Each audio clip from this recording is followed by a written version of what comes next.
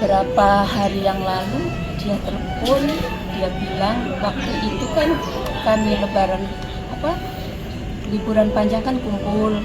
Sempat saya bikin video, saya keliling-keliling, dia bilang gini, yuk nanti kalau kita kumpul di Sumber Harjo, ayo datang ke Negara Batin, nginap lagi ke rumah dinas saya.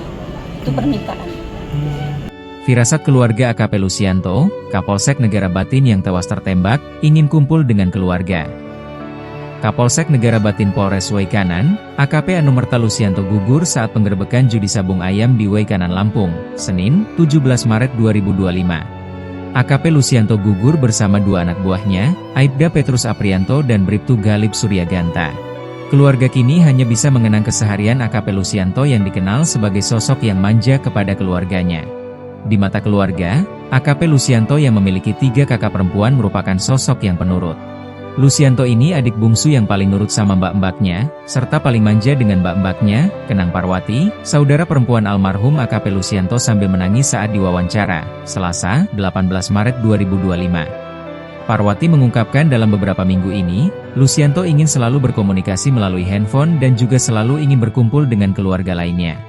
Beberapa minggu ini memang adik saya itu ingin selalu berkomunikasi lewat telepon, ingin kumpul, dan kemarin juga baru pulang hari Minggu dari rumah sini, kumpul di sini malamnya sholat tarawih di musola depan rumah mbak saya, terus pagi setelah sahur berangkat pulang kembali ke Waikanan, kata Parwati. Ia juga menuturkan sempat ada firasat yang ia rasakan, di mana beberapa hari yang lalu pada saat libur panjang sempat kumpul-kumpul. Bahkan Parwati juga sempat mengambil video kebersamaan saat momen kumpul tersebut. Pada saat itu Lusianto itu sempat bilang nanti kalau kita kumpul di Sumber Harjo nanti juga kumpul di Negara Batin. Saya diminta untuk menginap di rumah dinasnya, itu permintaannya, bebernya. Ia mengungkapkan bahwa almarhum AKP Lusianto tidak ada pesan-pesan terakhir yang disampaikan. Namun menurut Parwati jika adiknya itu sedang kangen terhadap ibunya, almarhum akan menelepon dirinya.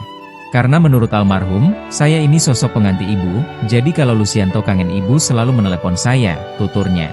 Kepergian Lusianto secara tragis ini rupanya menyisakan duka yang mendalam bagi keluarga besarnya.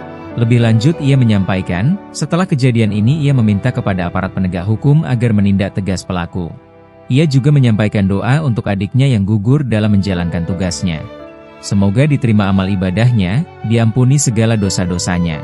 Insya Allah ini sudah takdir, di mana almarhum meninggal dunia ketika menjalankan tugas memberantas kebatilan, ujarnya. Diketahui, Lusianto akan dimakamkan di Kabupaten Oku Timur di TPU Desa Sumber Harjo, Kecamatan Buai Madang Timur, Oku Timur. Lokasi pemakaman Lusianto tidak jauh dari rumah duka dan hanya berjarak sekitar 100 meter. Kami sudah izin sama istri dan anaknya bahwa pemakaman dilangsungkan di sini di dekat makam bapak dan kakaknya atau di pemakaman keluarga besar, ungkap Parwati.